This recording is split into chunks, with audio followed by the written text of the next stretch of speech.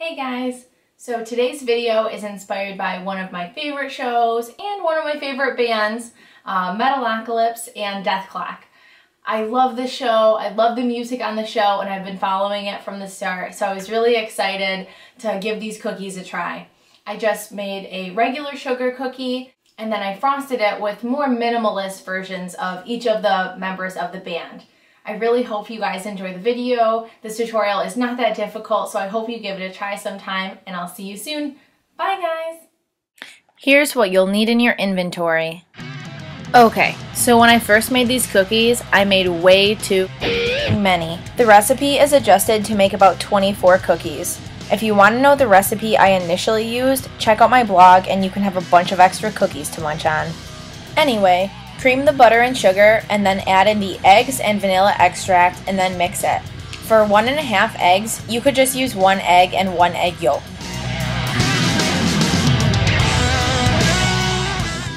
Add the flour, baking powder, and salt and mix until the cookie dough comes together. Then cover it with cling wrap and leave it in the fridge for at least an hour. When you're ready to bake, preheat the oven to 400 degrees Fahrenheit. Now take the cookie dough and knead it a little on a surface dusted with powdered sugar or flour. Then roll it out with a rolling pin. I just used a wine bottle because I don't have a rolling pin. If you also don't have one, you can buy a bottle of wine for this when you're out grocery shopping for ingredients. But remember, booze ain't food. Once the cookie dough is flattened to between 1/4 and 1/2 inch, start cutting out circles. I'm just using a glass for this. Then keep re-rolling the scraps until you've used all the dough. Now it's time to bake! Keep an eye on these because they only take a few minutes and the time to cook can vary a lot.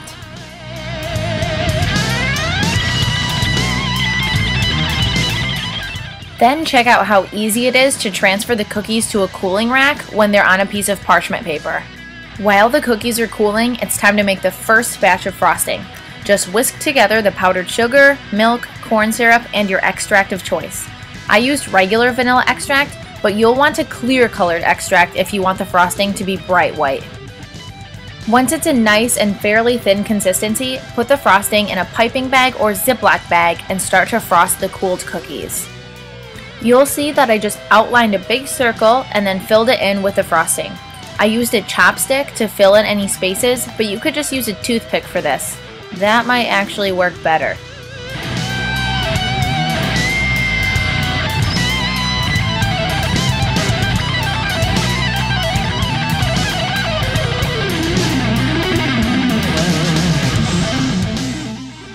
Once all the cookies are frosted, leave them overnight to harden. Now we're going to make the decorating frosting. I wanted this to be a thicker consistency, so I only added half of the liquids at first. Then I added a little more milk at a time until I was happy with the consistency. Split the frosting into 4 bowls, with one of them having about twice as much as the others. We're dyeing these each the color of a band member's hair. Yellow for Squeaky, brown for Toki and Murderface. That's the bowl that needs the largest amount of frosting. Orange for Pickles, and black for Nathan.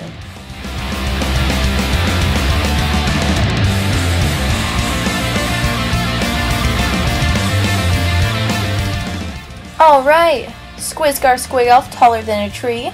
This one's probably the easiest. Squeaky has wavy blonde hair and pretty normal eyebrows. Just pipe them on carefully and use a toothpick or chopstick to fill in any gaps.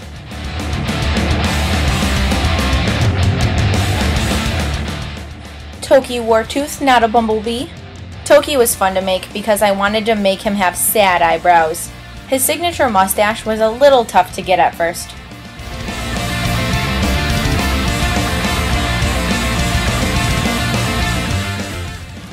William Murderface, Murderface, Murderface. He was pretty easy too because his head is mostly geometric shapes. The eyebrows were the most awkward part to make.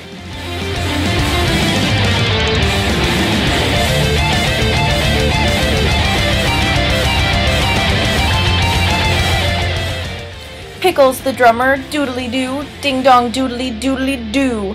I loved making Pickles. He has those scattered dreads, awesome eyebrows, and facial hair.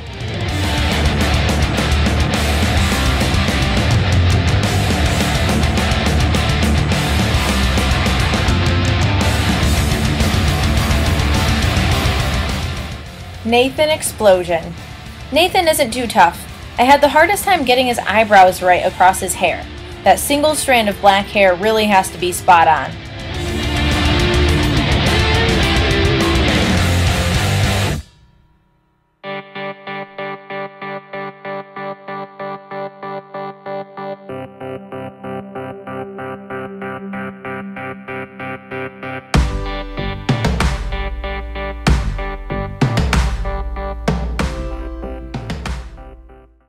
Alright, so our Dethklok cookies are all done, and I think they turned out really cool. I'm really excited how they all turned out. I think you can really tell who all the different characters are, from Toki and Pickles to Squizgar and Murderface, and Nathan, whose head I already bit into. I could see myself using this frosting technique on all kinds of cookies in the future. You could easily make these cookies for any kind of theme that you want, from different types of games and movies and shows to music themes as well. It's a relatively simple project, and the result is something that everyone's gonna like. The sugar cookies taste awesome, and the frosting on top is really good as well.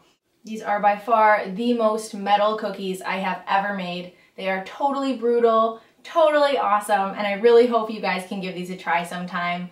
Please like, comment, and subscribe to my channel to catch more videos like this. I really love making them, and I hope you guys like watching them. So I'm looking forward to making more fun things like this. See you guys next time. Bye!